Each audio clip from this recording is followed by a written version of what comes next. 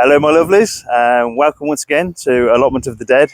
And today's instalment, we'll be looking at this neglected plot that my wife and I have taken on, and we're hopefully going to turn this round into a little bit of paradise, a little bit like our already established plots that we've got going. So what we'll do now is we'll turn you around and we'll have a look exactly what's going to be needed to do to turn this plot around. I think you'll find there's probably quite a bit. So here we go. Okay, so this is quite a small plot. It would have been designated probably a half plot or even less than a half plot when we were first starting giving plots out, until I started measuring the plots and actually letting the plot holders take them as an actual measured square meter. So this one itself is a lot less than half a plot, because it only goes from where the 3 water units are up until where we've got the barbecue there and the fence that I'll be putting up today.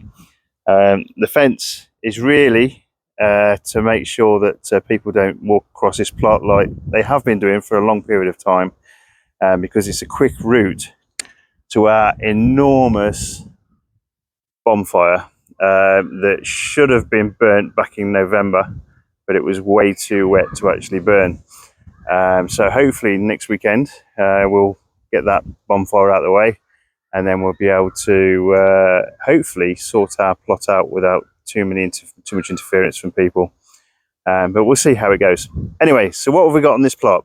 So we see some nice ferns of asparagus. So asparagus seemingly in the middle of nowhere, right next to the path. So this path has been put down pretty much of a temporary basis at the moment, but hopefully we'll make something a bit more permanent.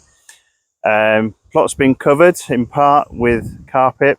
Again, carpet's probably not the best thing to actually cover plots with, basically because your weeds and your grass will grow through it and it becomes really difficult to lift. And weeds wise, we've got some fabulous nettles. I hate nettles because I always end up getting stung. We've got a nice big pile of manure, which we had delivered a short time back. There's still a lot of more in the on our communal plot really that we need to have shifted. And if you look at the actual heap that we've got here already, we've got some volunteer potatoes. Now they seem to grow everywhere. Now quite why there'd be potatoes in the dung heap, I'm not sure, but there we go. We've got potatoes, and we'll have a look, see if there's anything in there when we'll probably have to shift this this heap somewhere where we really want it on the plot. So we've got these 3 water units, so I'm not quite 100% sure what they're called. I'm sure someone will remind me in the comments, hopefully. And probably when I go back home I'll do a bit of research and I'll figure out exactly what they're called. With plenty of bindweed growing over the top of it, so again, not great. The worst thing on a lot of plots when they're taken over is this stuff, which is bramble.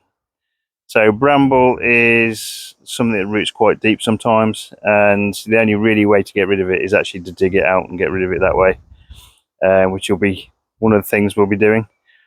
And if we head back towards, so we've got grass growing, so fantastic as a lawn, and towards the end we've got our shed that's been on the plot probably for 30-40 years. It's been something that's been around for a long time, and from here it looks like an outhouse, but we'll hopefully turn that again into something that we can use. Nice little compost bin on the end there, again surrounded by bramble.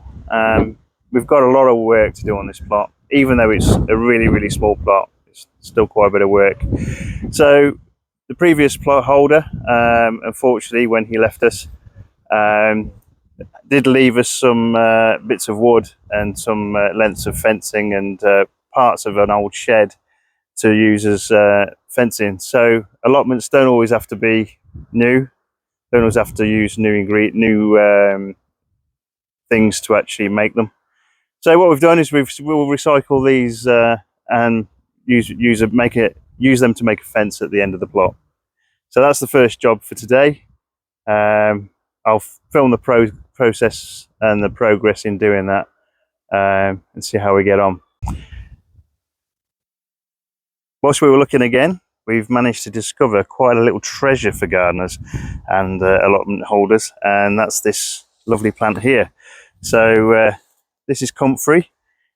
Comfrey is something that grows quite well. It will basically continue to grow every year as a really deep-rooted perennial. It grows a little bit like a dock in that respect, but when it grows and it flowers, the bees love it. It gives these nice little bell flowers on it.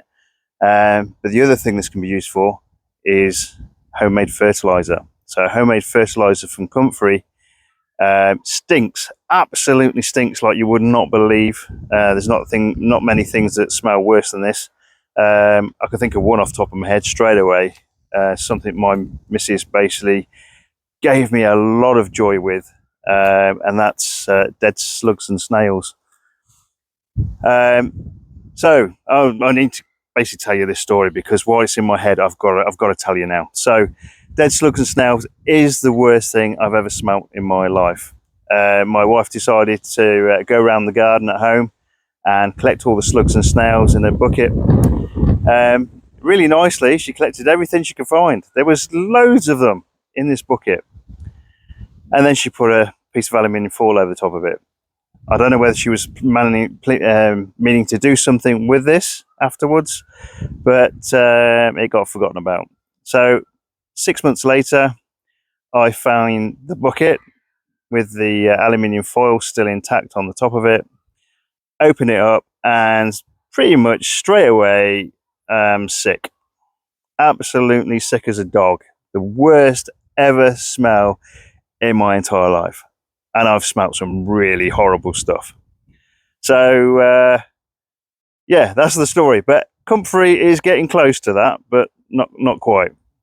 So let's just switch you around and we'll see. Okay, so that was a nice little wander around our new plot. As you can see, it needs a lot of work.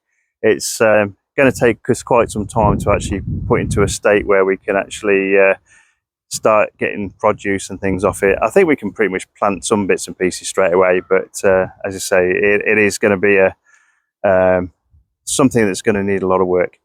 But pretty much every new plot holder will have this same trials and tribulations when they first take on a plot. It's something that we did probably 10 years ago when we took on our plots, and very stupidly I think we probably decided to go and start again. So in terms of taking on this one, it's been neglected for a long time, but it needs some loving care, and hopefully we'll do that. So that's all for now then. Hopefully we'll catch you again soon. So all the best to you, and goodbye.